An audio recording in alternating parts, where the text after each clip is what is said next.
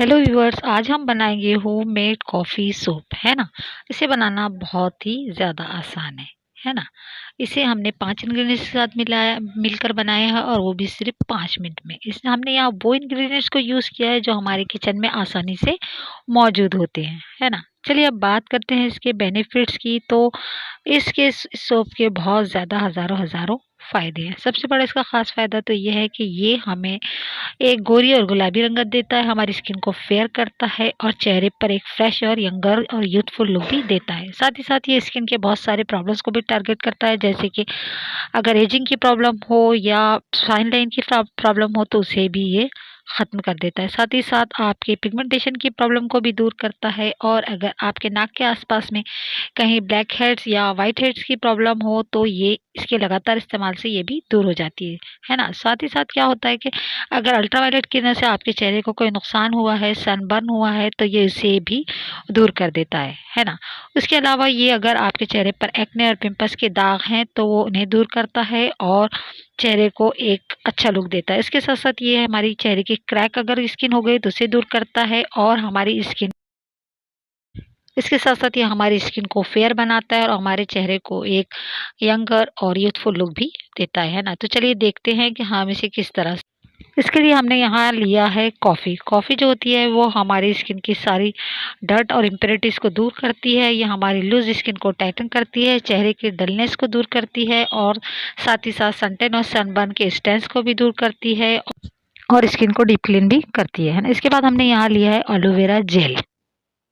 Aloe vera gel जो होता है वो हमारी स्किन की ब्यूटी को एनहांस करने में बहुत बड़ा रोल प्ले करता है। ये हमारी स्किन को मॉइस्चराइज करता है, साथ ही साथ स्किन को हाइड्रेट करता है, स्किन को लाइटर करके इसे एक ग्लोइंग लुक देता है, और हमारी स्किन के एजिंग प्रोसेस को भी डिले कर देता है ना, और एक ग्लोइंग लुक भी देता है ना। अब हमने यहाँ लिया है दूसरा इंग्रेडिएंट्स, वो है ऑलिव ऑयल। ऑलिव ऑयल में विटामिन ए और डी भरपूर मात्रा में पाया जाता है।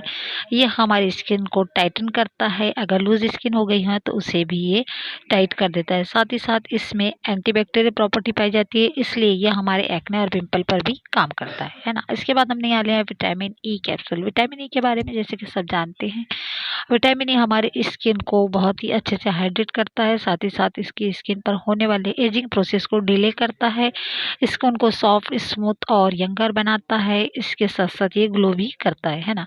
उसके बाद हमने यहाँ लिया है एसेंशियल ऑयल। आप किसी भी तरह का एसेंशियल ऑयल ले सकते हैं। एसेंशियल ऑयल में भी स्किन से रिलेटेड सारी प्रॉब्लम्स को फेस करने की क्षमता होती है। ये हमारी स्किन पर होने वाले स्कार्स और इन्फ्लेमेशन और हर तरह के दाग धब्बों को दूर करता है। ज़िद्दी पिगमेंटेशन को भी ये ख़त्म करता है ना। अब हमें क्या करना है कि हमें इन सारे इंग्रेडिएंट्स को एक जान कर देना है, यानी कि बहुत अच्छी तरह से इन्हें मिक्स करना है। इस तरह से मिक्स करने के बाद ये इस तरह से एक लिक्विड तैयार हो जाएगा बस। इसके बाद हमें लेना है बेस सोप। हमने यहाँ एक साबुन जितना बेस सोप लिया है। बेस सोप आपको मार्केट में आराम से मिल जाता है। हमें इसके छोटे छोटे पीसेस करना है।